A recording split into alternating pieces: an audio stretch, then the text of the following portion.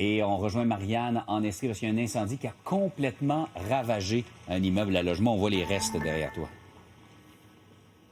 Oui, voilà, Jean-François, et on se trouve depuis plusieurs heures ici, de nombreux sinistrés qui viennent voir l'état des lieux, qui viennent jaser, discuter avec les autres, comprendre aussi ce qui pourrait peut-être s'être passé.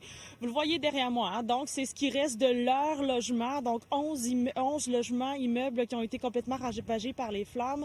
Dès 16h45 hier, les pompiers se sont rendus sur place, ont tenté d'éteindre ça.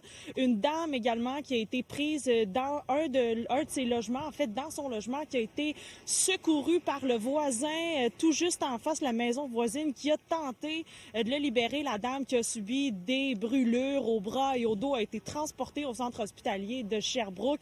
45 pompiers pour tenter d'éteindre et l'intervention a duré près de 8 heures. Alors, c'était un brasier important. Je me suis entretenue avec une voisine, la maison tout juste à côté de l'immeuble à logement. Voici ce qu'elle avait à dire. J'ai pas vu les sinistrés sortir. On les entendait crier. Il y avait des logements au deuxième. Il fallait qu'ils sortent de là, eux autres. Les flammes montaient.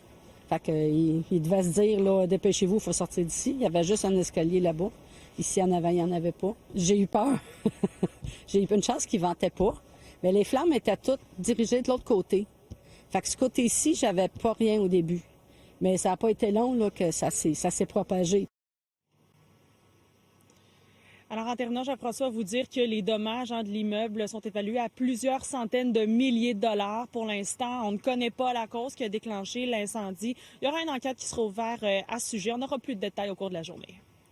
Merci, Marianne.